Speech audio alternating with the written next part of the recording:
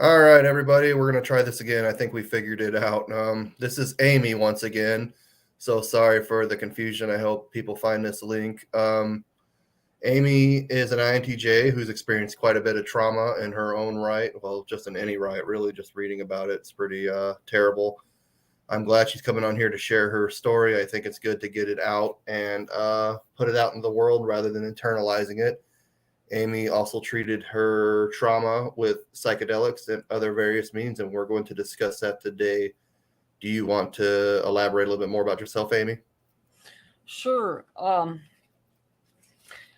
I had multiple traumas when I was growing up.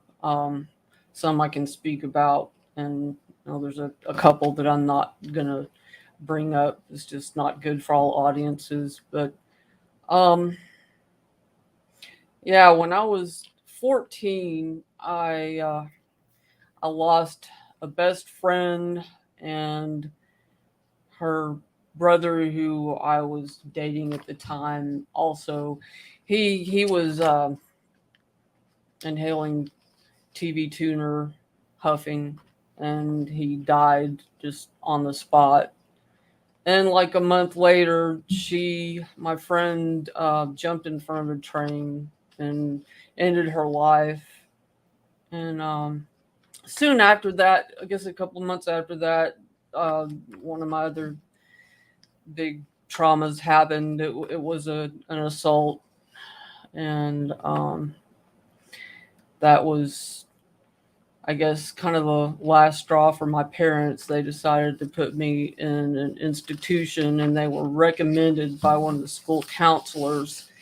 And that's part of the story. I'll come back to that regarding the school counselor.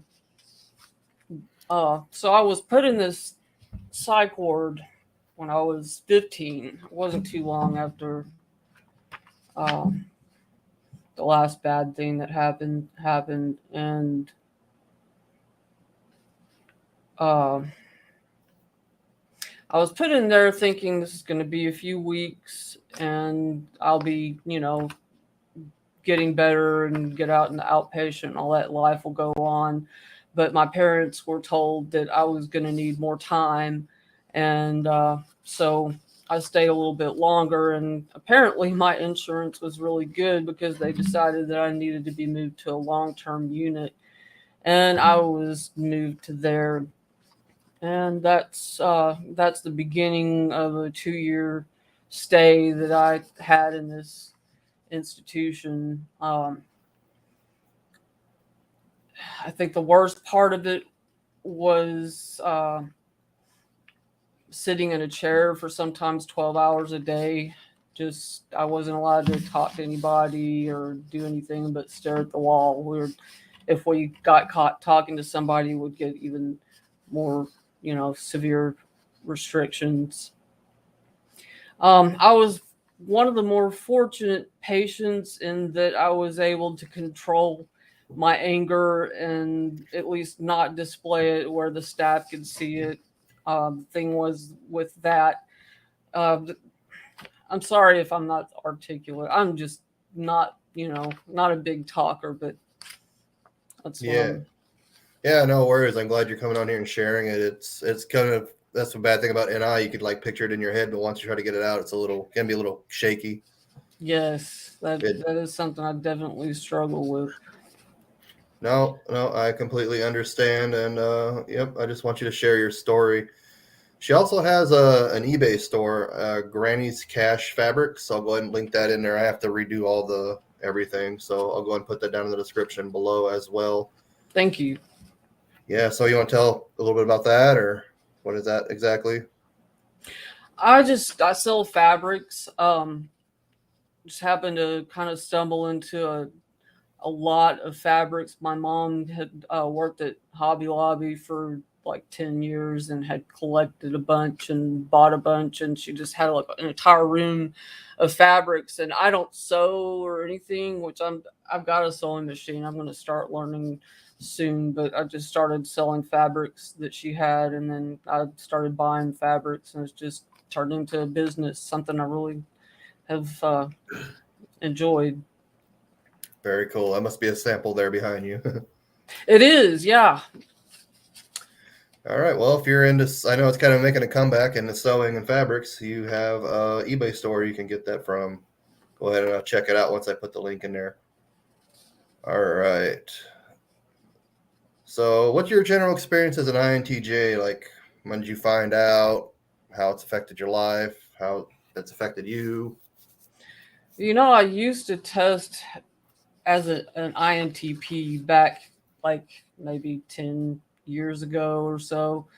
Um, but I don't, that might have been socionics. I know it was just the 4-letter dichotomy, or not the dichotomy, it was just the 4-letter test results. So, but like I got clean and sober back in 2009, and like 5 years after that, my personality traits really started to become apparent, especially when I started, working. I started a business with somebody then, and just a lot of who I am started to unfold. And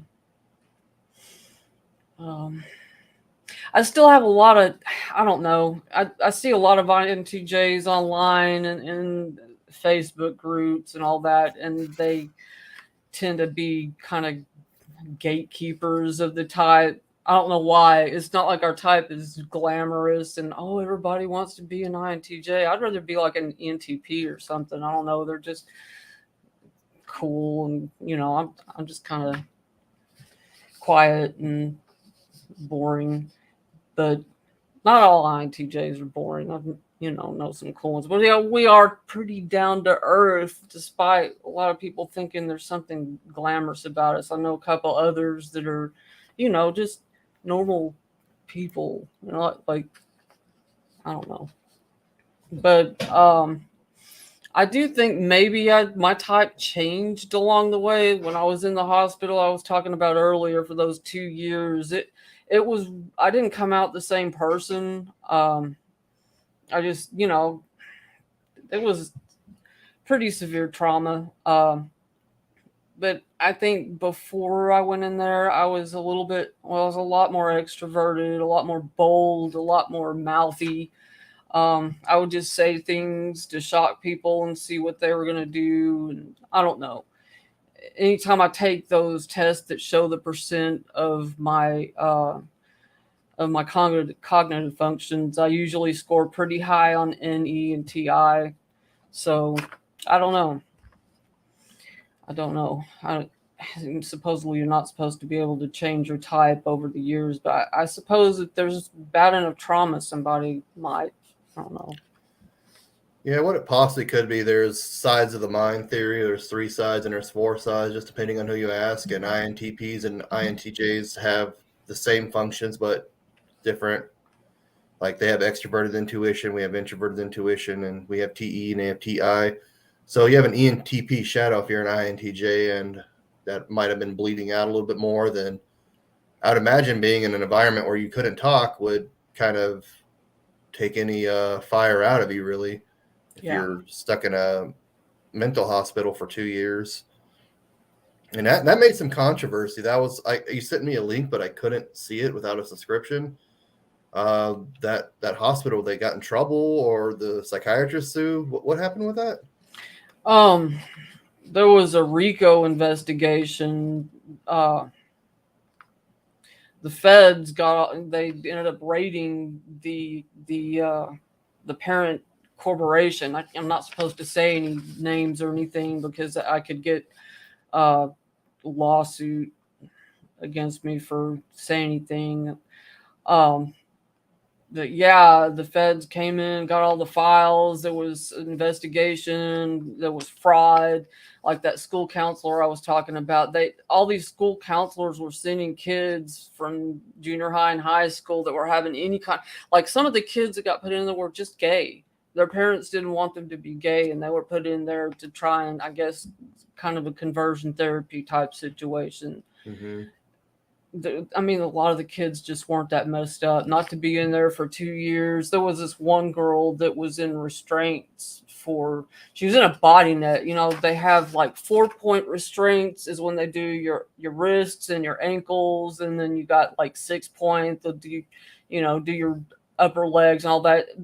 There's like 20 something points that you can be strained, and then when when they reach that point, then they put a body net on the person, which pretty much just flattens them out on the bed. And there was one girl that was in a body net off and on for a couple of years. Like, she was so miserable that she tried to kill herself by choking on a straw. She was like 14 and she had been abused. And I suspect she might have been autistic or have epilepsy, because she would have meltdowns. And I mean, she just couldn't really. I guess anybody in that situation would have a hard time controlling it. But anyway, where was I going with that? You were talking about counselors and stuff, or just sending kids there for like being gay or for really small reasons. They were getting paid. This company, this hospital, would pay them. What's the word? Kind of like greasing their palm, sort of thing. Yeah. There was a bribe. term that was used. Kickbacks and bribes. Yeah. There was actually somebody murdered to keep them silent about things. Of course, it got out anyway. Yeah, that's pretty terrible. Were the people in the hospital just kind of like just torturing you guys? Were they just cruel? What was their mindset, you think? There was some provocation. The more restrictions you had, like there was suicide precautions, they would take away staples from your books. And if there was a time that I had some books that had staples in them that somebody had brought, and they failed to get them when they searched through the stuff, so they found them in my room later, and I still got in trouble for it. And I got a restriction. The more restrictions you got, the more money they get, because they have to record these events. They have to put somebody to watch over you. If you're on suicide precautions or escape precautions, that's when they took your shoes and other things that might help you escape. When you're on those, they get, have to sit with you and watch you and record something every 15 minutes. It's more money. Yeah, I remember I worked at a psych hospital and we had somebody on suicide watch. Well, or one-on-one, we would call it there. The insurance wouldn't actually cover the one-on-one. That's kind of interesting that it did over there. So you think it was just kind of like any way to get, maybe that's the way things changed a lot. I don't know. Maybe because the situation, it made national headlines, right? Yeah, it was a big deal. A lot of new laws were created to deal with that. There was, they can't do that anymore. They can't do what they did in there at all. Yeah, I know not having staples in books and having hard covers is a pretty standard thing that we do, but we didn't take the staples out because that would just ruin the book. We would just put it in your property and give it to you when you got out. But I was in a very short-term hospital. So you stayed there 2 years. They just kept you there pretty much just for the money, you'd think, or what? Yeah, when my insurance ran out, I was kicked to the curb. It was that way with all the patients. So there was a guy that was in a body net so severe that he, had to be restrained for like a year. And he wasn't severe enough for them just to let him loose on the street when his insurance ran out. So yeah, it's funny how that works. He was fine though. He ended up going to the Supreme Court, and they ended up countersuing him or something. They lost so badly, but he was assessed after he got out of the hospital by a state hospital. They said he was fine right after he got out, which he shouldn't have been fine. I mean, even after all that, having some PTSD, he still checked out. They didn't think he needed to be hospitalized. That's a shame. What state was this, if you don't mind sharing? You sound Texas or something. Is Texas, that yeah. Okay. I lived in Texas for a short time. I know that drawl. Yeah. I want to go back to some of your typing, your like typing journey here. Mongolian mindset. You typed as an INTJ. I'm not familiar with Mongolian mindset. Yeah, they've got a YouTube channel. I think it's Type with Mongolian Mindset.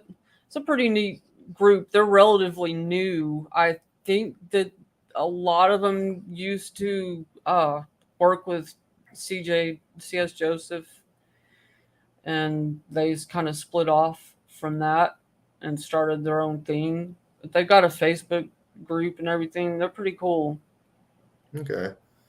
And Harry Murrell, the cognitive personality theory. I don't know a lot about his theory. I did have someone who writes for him on not that long or about a year ago maybe. And he typed as an ISTJ with strong NI. Yeah, he took him. I guess it took him like a week to finally figure out which one he wanted to settle on. But he said it was so close that he just went with ISTJ because he said I was too warm to be an INTJ. Which I guess maybe SI and FI are warmer than NI and FI. I don't know. That was kind of the reasoning. I wish I would have printed it out. It was interesting what he said, but that whole cognitive personality theory is a very interesting system. I like to see where it goes in the future. I think it'd probably be really good for typing people that have that are neurodivergent. Yeah, I don't know a whole lot about it, but it sounds like they just kind of use shadow functions, like an ISTJ that uses NI. NI is pretty weak for them. That's like their weakest function. So I'm not sure where they're getting that from. Yeah, it definitely. I didn't feel like that fit me that well because I'm very abstract. Tend to be more abstract than even the other intuitives that I hang around. Yeah, I think somebody kind of told me I was an INTP that or an INTJ that used TI rather than TE, and I got mistyped as an ESTP by the OPS people. But I'm starting to think some of these systems they just type you backwards, so you'll pay them money and they'll type you the right way. Mm. But I don't know a lot about cognitive personality theory, so I don't want to go that far into it. Your Enneagram's 5 wing 6, and you figured out your tri type. How'd you figure out your tri type? Did somebody do that for you, or is that just your own study? It was a test I did. Has the little pictures on it. I kind of like the method that they used. It was like a group of words and pictures, and you ended up choosing each option throughout the test, the ones that applied to you the most. And that's, I Okay. don't know how much value it has as a typing system. Really, I haven't researched it a lot, but it's just a thing that I did. All right. And if you guys are watching at home and you have questions, go ahead and put in the chat. We'll get to it soon. I'm sure everyone might be wanting to hear about the psychedelics. So, what are your experiences with psychedelics in general? Well, when I was a kid, I think the first dose I took when I was 14, and it was scary as hell. I mean, it was, ooh. I had a really, oh, that's another thing, the whole religious upbringing. I had a really strict religious upbringing. Some would say that it was traumatic. It definitely, I had a lot of nightmares, and I was afraid to look at my own shadow sometimes. Thought I was going to go to hell for thinking thoughts, and I wasn't, I had to wear shorts that were down to my knees when I was like in all girl PE. My mom had sewed my own shorts. I wasn't allowed to dance. There was no musical instruments in church. It was really strict. It's the only thing that I've seen that's closest to it is Jehovah's Witness, and even that's more out there. The Church of Christ is the name of the religion I was brought up in. Yeah, I had a coworker who is an ENFP, and I was talking to her, and she was raised as Jehovah Witness, and she just said like the sexual abuse in there was a lot. It's probably even worse than the Catholics. Yeah, Yeah, I've heard that too. I didn't experience that, thank goodness. Not in the not associated with church members. They were pretty. I mean, it's not. The people are really for religious. I hate to use the word logical, but they're real by the book and very literal with it. Hmm. Very, very literal. And that didn't really sit well with. I like metaphor. I like to read, religious texts as metaphor because that's what, that's Yeah. what they're written in code. They're not meant to be taken literally, but they sure did. And it just didn't jive with the way my wiring is. I'm not religious anymore. I guess I get into metaphysics some. I'm starting to get back into it, but technically I'm probably more like a pantheist or maybe an agnostic atheist or something. Okay. So, being in this restrictive religion, I mean, usually when you're raised super strict, you're either a loose cannon when you grow up, or you just have so much anxiety that you're kind of stiff and afraid, timid to do anything. And you're 14. What substance did you use when you were 14 that you had this bad experience? LSD. LSD. I hate to label any of them as a bad experience. I think that they've all contributed to becoming a more integrated, individualized person. At that time, though, it didn't feel that way. It felt like I was in hell. I mean, it was very scary. I thought I was gonna die. And it was just I made it through it. I was never like I never had the breakthrough where you're like relieved and you realize, oh, I'm not gonna die. I just, felt that way the whole time and just continued to live my life after that. After I got out of the hospital though, I tripped again and the guy that was with me just kept handing me one after another. I want to say it's LSD. For some reason, I remember them saying it was peyote. I really don't remember. After I took a few doses, I just kind of went away. And somebody said that during this trip, I came to and I asked them if they were my mortician because I was convinced that I had died. And I stayed in a psychosis like that for 2 years, just about. Um, just straight 2 years. I thought I would had died and gone to hell, and thought my parents, my family members, my friends, the pets, animals, everybody, everything was a demon, and nobody would tell me, "Hey, you're actually in hell."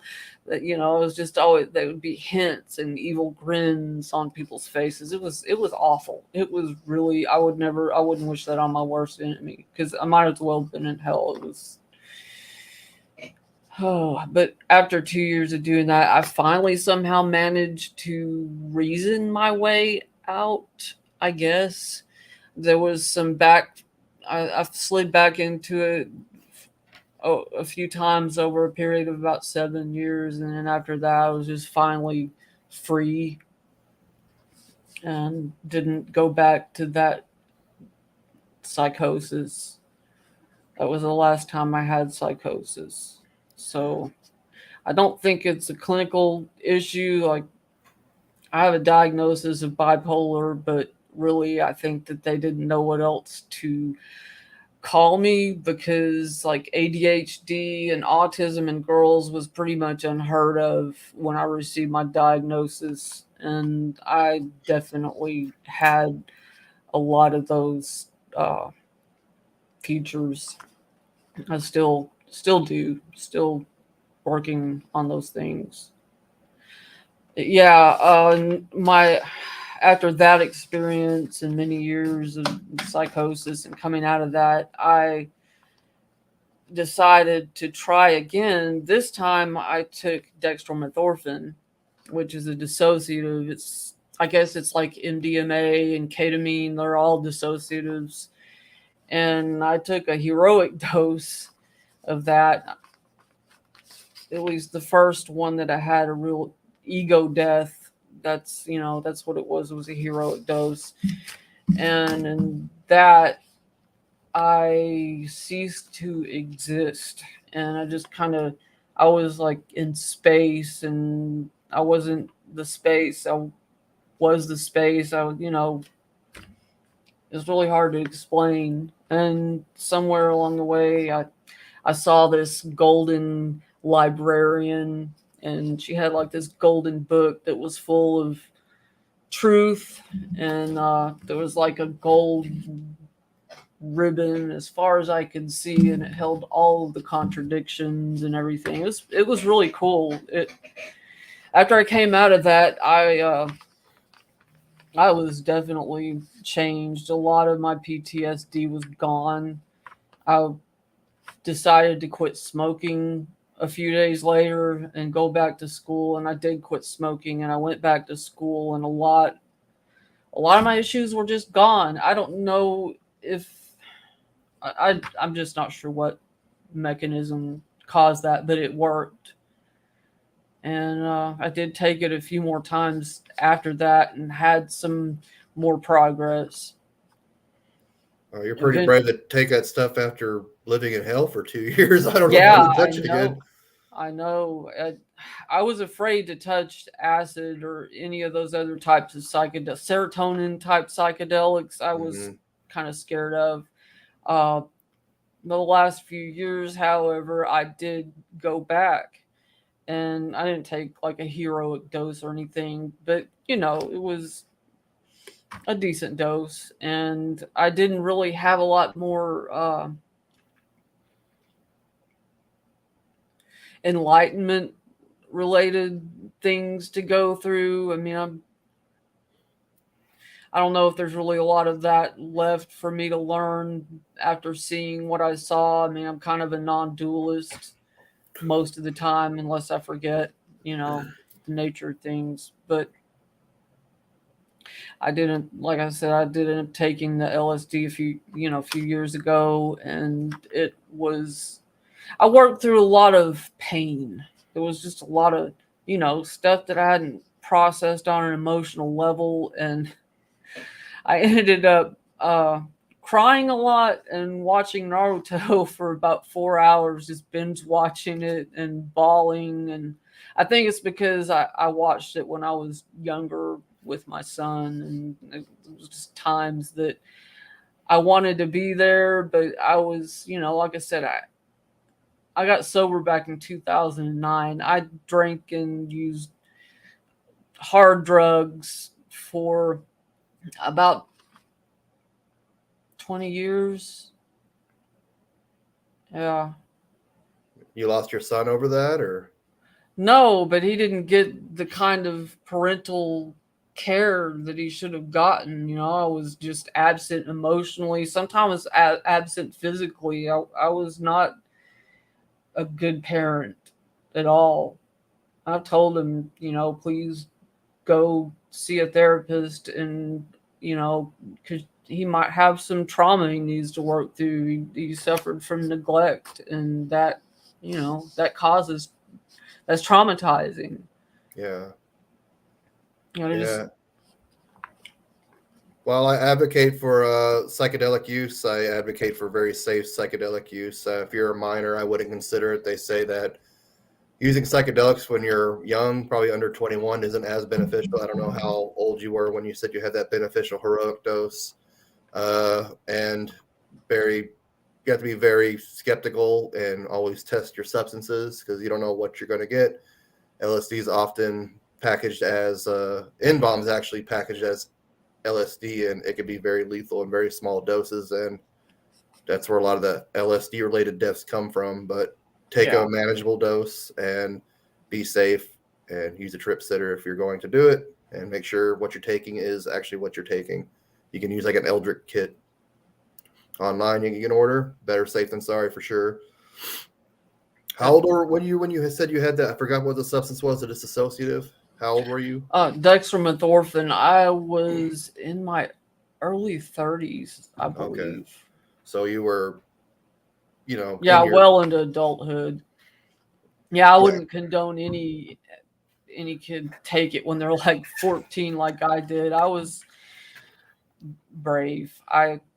My curiosity got me into a lot of trouble, and I liked experimenting, and just let's see what happens. very, very curious and bold. So you grew up in a really religious background that was really restrictive and smothering. You never occurred any actual abuse. Was it just more like neglect and just not being able to kind of live and thrive? Pretty much. I wrote down some things about what qualifies as religious abuse. I've been watching a video or the religious trauma. Yeah. Um, like the threat of hell all the time. If you're caught with your pants down, if you've sinned and you haven't asked forgiveness for it, then if you die, you'll go to hell. Any moment, you could just go to hell. I had nightmares all the time about that. When I stopped being religious, when I stopped believing, the nightmares went away. And then there's that threat of being shunned by the community if you're not, you know, religious, or if you're, you know, queer, or anything that doesn't fit in their what they want you to be, then you can get outcast, which, for anybody that's painful. Even if you're introverted, it's still, which I don't think I was when I was younger, but uh, um Sounded like you're just itching to get out. I mean, we're extra. Even INTJs are extroverted to an extent. If we're kind of restricted, which we hate being, we like our freedom. Then you might just had more of an impulse to get out and cause trouble and be a little, I don't know, lively. I guess. I I think was just just go sorry. ahead. I Go was for just it. really curious. I wanted to experience things, and I didn't like restrictions at all. I was very rebellious and angry. That was another thing. I ran away. Like, they stopped counting at 30 times. I ran away so many times. I had to go to juvenile uh, court, and they would ground me, and I would just run away. I wanted to do what I wanted to do, and I feel terrible now that I'm a parent. I realize the hell that my mom and dad went through, and I just, God, if I had was able to have empathy at that age like I do now, I would not have behaved that way. But I did not like all the restrictions. I wanted to do what I wanted to do, and I did. And so I can't really blame my parents for being so afraid when the school counselor was like, "Oh, she needs to be put in a hospital." They're like, "Oh, finally I can get some sleep at night." They probably got a lot of sleep when I got put in there. I don't think you should blame yourself either. I think raising kids religious should be banned. I think it's child abuse in itself. You're putting these ideas in kids' heads who can't formulate their own opinions, who don't know right from wrong, don't know, they can't come to their own conclusions at their age. And like you said, religion's fear driven. Religion didn't spread out of love; it spread out of genocide, rape, torture. It's nothing pretty about religion, really. It's just a Yeah. tool to control people and manipulate people and scare people. It's if you don't believe what you want you to believe, we'll do all the critical thinking for you. You're going to go to hell if you don't do what we're going to say. How would you raise a kid in that environment? Not that I'm trying to blame your parents or anything. I guess they were just doing what the best they could, but I don't think you should blame yourself for sure. The thing is, I don't think all people are wired to be religious, and I was not. I just couldn't. I was like, that doesn't make any sense, and I would follow around the church, the teachers and the ministers. I went to all kind of different denominations too in my earlier adulthood. I would just follow them around asking questions. They hated to see me coming because nobody could give me answers. Like, why is this say this, and then yet here this is? It was just not logical, and that really didn't set well. I was just not wired for that. I think if I was an ISTJ, I probably really would have handled it differently. Oh yeah, you probably would have ate it up because that SI, it's just Yes. be loyal for no real reason. Yeah, and traditional and all that. Yeah. Yeah, I think religion is absolute poison. Like they try to teach my son to pray before they eat in daycare. I got so mad. Like, you should keep this secular as possible, like keep it neutral as possible. I know you have your own beliefs as people and teachers, but don't push that stuff on my son. Yeah. I'll let him when he's about 13. If he wants to go to church, then he can start exploring that, where he's kind of old enough to kind of articulate what's going on at least. Yeah, I think for himself. Yeah, I think that should definitely be a choice. I'm even hesitant at that age because I have a family member who started going to church about that age, and she was sexually abused. Yeah. So, yeah. It puts kids in a vulnerable position, vulnerable position. They trust in authority, and this authority, a lot of them abuse it. Yeah, just a reminder for anybody at home, if they like this content, just give it a quick thumbs up or subscribe. Amy's talking about making a YouTube channel herself, so go ahead and encourage her there, and you can check out her eBay shop. And if you have any questions, go ahead and put it in the chat, and we'll get to them. Sorry, we started a different live stream if you're watching, and we had to end it because of a technical difficulty that we're having. So I apologize if you get an earful of feedback.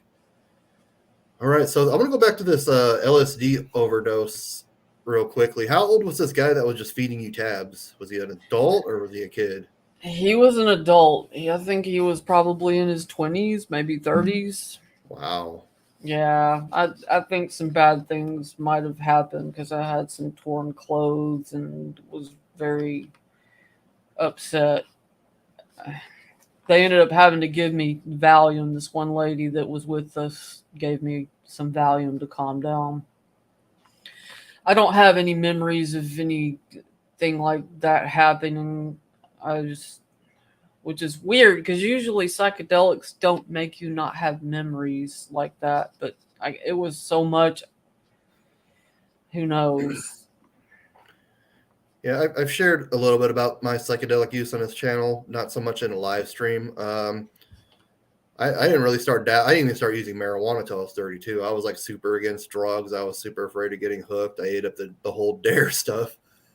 But then my mom, she started abusing opioids, and well, she ultimately died from it. And I didn't want to go that route, and I was starting to get pain, so I started using marijuana. And marijuana is just a conscious, expanding substance, and I got into psychedelics. And LSD was like a breakthrough thing for me. I mean, I took a manageable dose. I didn't know exactly how much I took actually, but it was like 3 tabs. But I remember the next day I started like a strict keto diet. Man, I lost like 50 pounds in 2 months, but I haven't been able to replicate that. Like, it used to help with my depression and stuff. I took it about a year ago.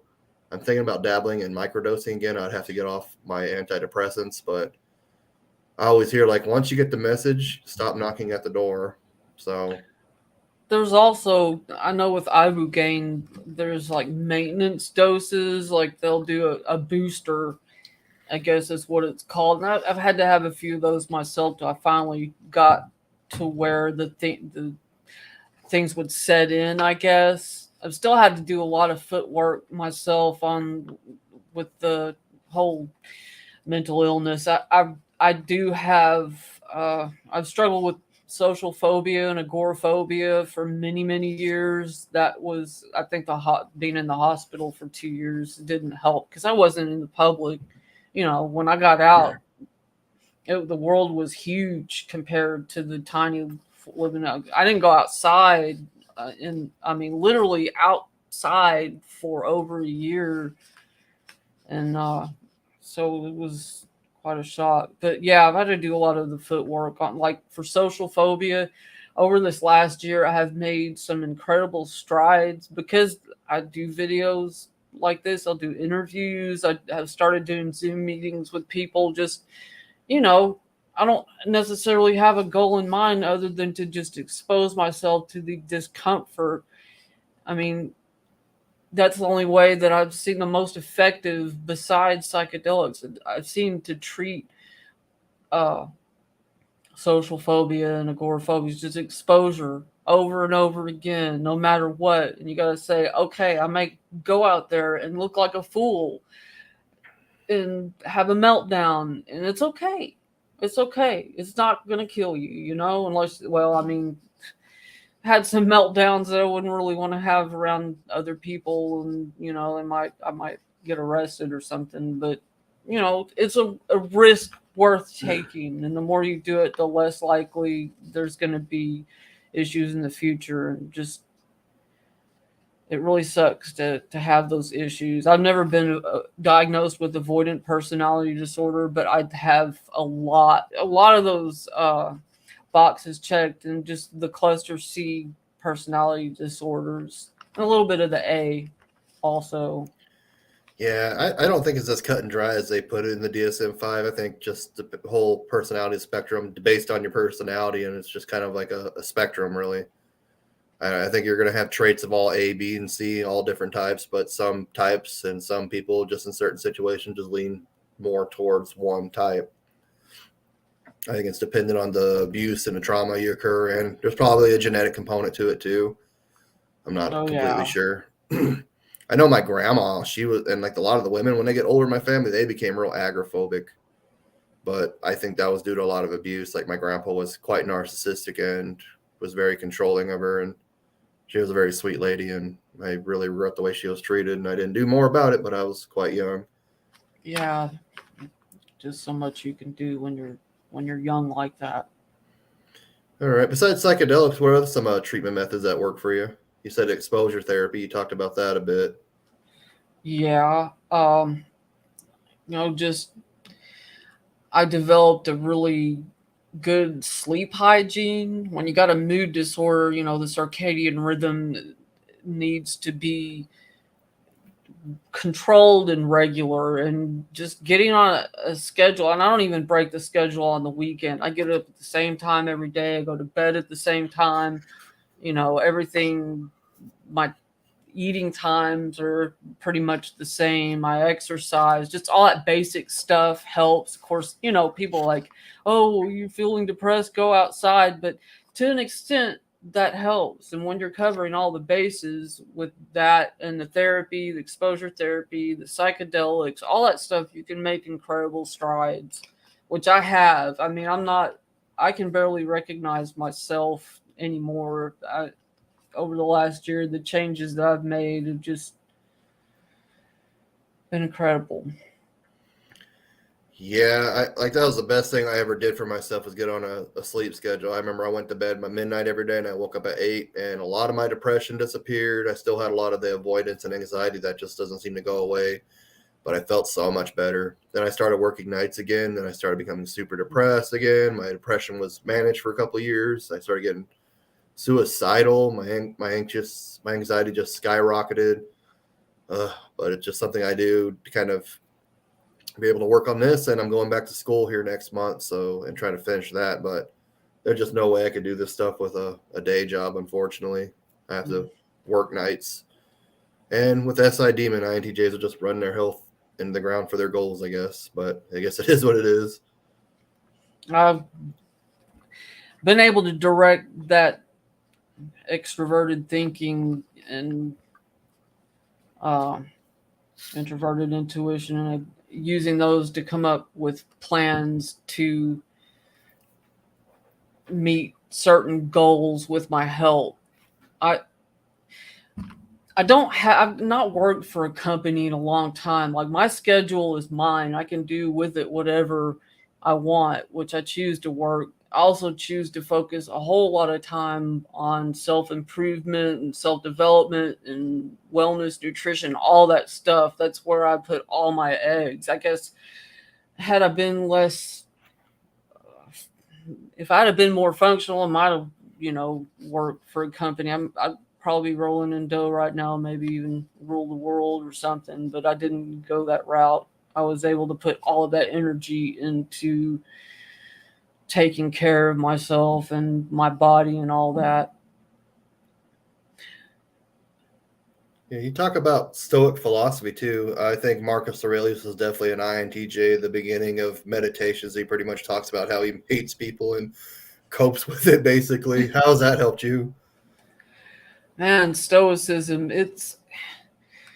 I didn't realize how much it was like CBT, uh, Cognitive behavioral therapy. yes, and REBT, rational emotive behavioral therapy. it's very similar to that, and that you do a lot of reframing of the way you look at things. Um, and you realize that's totally irrational, and you realize that you're having emotions about things that aren't really even happening when you just you know check it, write it out, be like, okay, I think this, and then you move to the next, why do I think this, because blah blah blah, and you're like, oh wait, that isn't real, and you can't have feelings about things that aren't real once you figure that out. And a lot of stoicism is about that. What can I control? And the things that are outside you can control, you just kind of relax about, and there's nothing you can do about it. And it kind of, it helps me focus in more on my own um, ethics, rather than trying to Mhm. figure out what everybody else is supposed to do. I worry about this is what I do, and I don't know.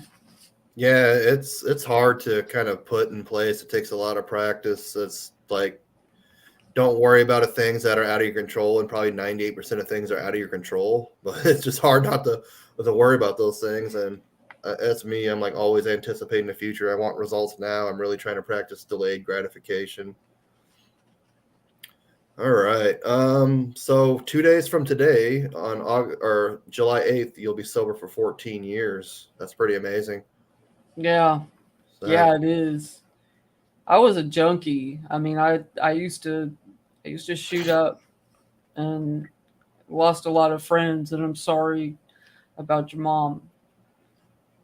Um, I'm lucky to be alive, and I I got sober by going to AA, 12-step programs. I mean, and I live in the Bible Belt, so they get really religious sometimes. It's hard to deal with. They'll be, talking about the religions and God and stuff, which is fine. Just don't shove it down my throat. But the whole, the AA steps involve God and all that. I just had to replace that higher power with principles. Like, uh, they have 12 principles in AA, and those became my higher power. And like honesty and integrity and loyalty and all that.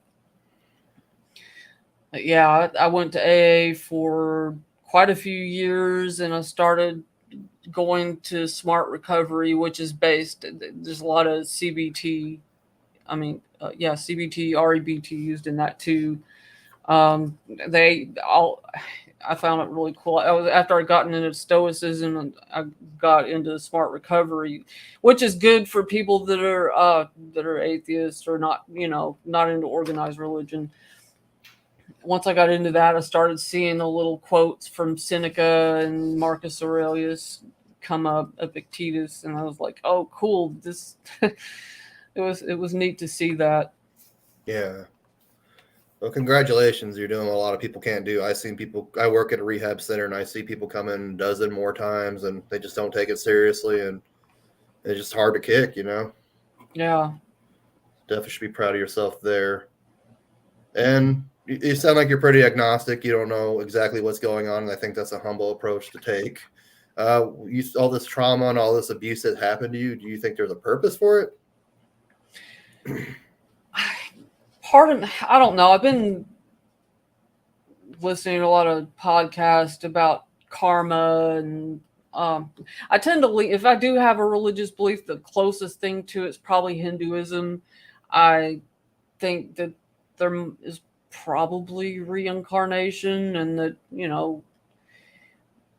we can kind of choose what we're going to experience in each incarnation. And I think that I chose to go through what I've gone through for reasons that I'm still not 100% sure about, but I feel like everything that I've gone through has made me a better person, more compassionate, and more awake. And I've started to think that maybe my next step is, once I get over all the social issues, is to help other people get to where I am or where they're supposed to be. Really, I don't know where that is, but I found my way out of the darkness, and I know how to get out of that now myself. And I guess that's kind of what I want to be, a trip sitter. Of course, that's going to take degrees and stuff. That's another thing altogether. But You have to get a degree to be a trip sitter? well, I mean, if you're going to administer psychedelics, yeah, you gotta, Oh, like a scientist sort of thing. No. yeah, I want to do it legally, if Yeah. if possible. I have some other ideas of how I might participate if I'm not going to be the attending physician or whatever. Definitely want to play a part in that, though. I went on a date with this woman who's an INFJ, and she worked for a company that did ayahuasca ceremonies. I don't know exactly the legality there with it, but they've been doing it for a while. Yeah, I'm going to be looking into that. Somebody mentioned that the other day, and there's some places that are not too far from where I live that I might check out.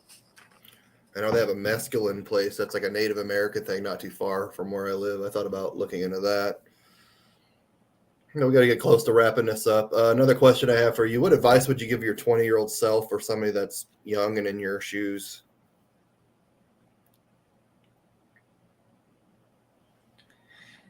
Tell them to enjoy the journey as much as possible. Take in as much as you can, observe as much as you can, collect all the experiences and the information, journal, keep a log, uh, and maybe not take yourself so seriously. That's definitely a hard one for INTJs, not taking yourself and everything seriously. Oh, but when you can get to that, it is such a relief. It's So I think you said you're 53 right now? 51. 51. So you started coming up like in that video I did, I think where you found me and you talked to me. I had the Jung quote where like life begins at 40, everything up to until research. What was like turning 40 like for you? Man, let's see. It wasn't that big of a deal. Really? It was just, another year. I've never really been focused on my age or anything. Like how I feel is more important, like mentally, my mental acuity and my mobility and all that. Those are the things that age is just a number. But it I mean, seemed I'm like gonna. that's when you started getting your life together about that point. I mean, not like exactly like 40, like late 30s, early 40s, you know? That's about what time you started getting your act together. It seemed like about 37. Yeah, yep. Yeah. I think that's what I'm realizing. Like, well, I'm half dead, so at best, I'm half dead, so I better start getting my head out of my ass, I guess. All right. What 3 books would you recommend? Meditations by Marcus Aurelius is probably one of my favorites. I downloaded the audio book, that Audible book with what's his name? I haven't listened to it in a long while. Yeah, but I listened to that for, I don't know, 1 or 2 years every night. I would play that audio book, and it was so. Duncan Steen, yeah, that was his name. He's such a good audio voiceover guy. But I listened to that every night, and that really helped me deal with a lot of things that were going on. It also helped me morally as well. And I don't know, that was just it's a big thing for me. I've been working hard on my introverted feeling and, just really bulking up there. Yeah. Another book, The Obstacle is the Way by Ryan Holiday, which is also another Stoic philosopher kind of guy. That book helped me a lot when I was trying to find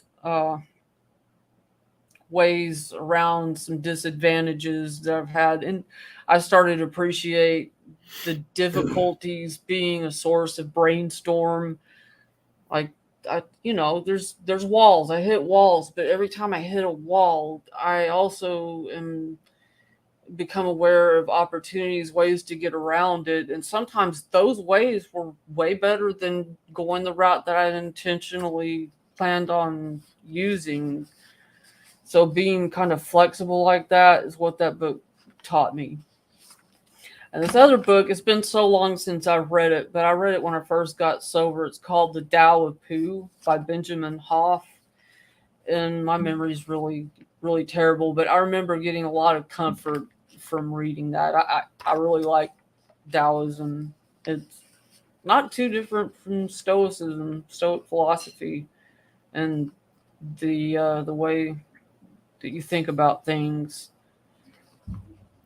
Very cool. I read Meditations. It's something that you have to study. It's not something that you just read through once, which I did. I read through it a little bit again. I have a hard time reading philosophy. The Opposite of the Way by Ryan Holiday. I read his book. He's another INTJ that's into Stoic philosophy. So Stoicism is very geared towards INTJs, I think. So definitely check it out.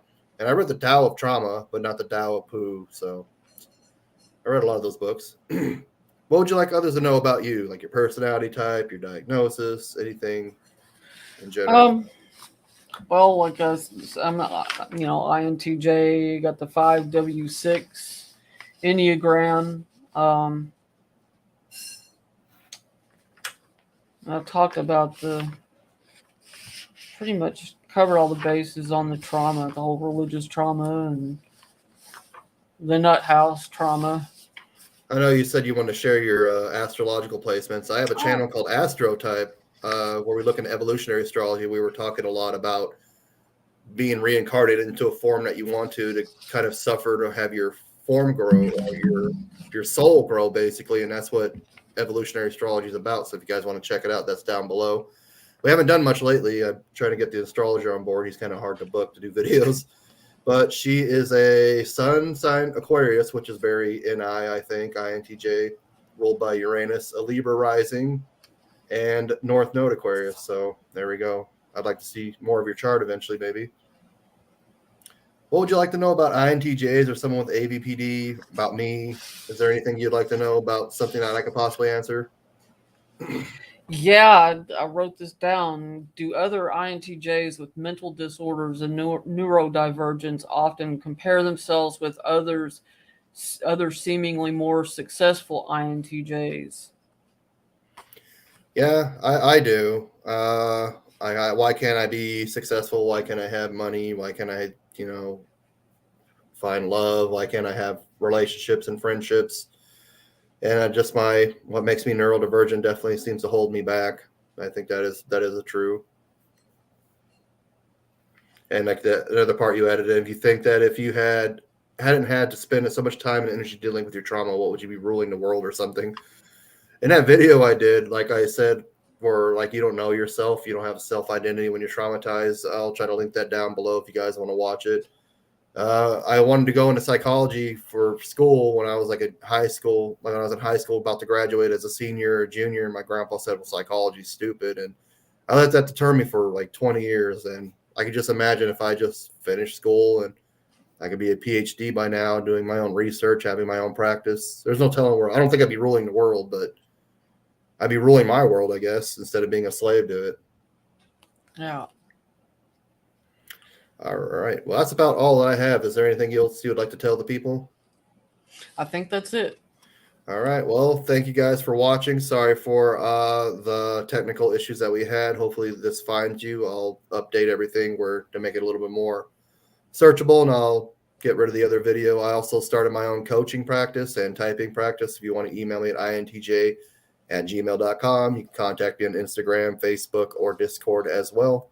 Thank you all for joining, and have a great day.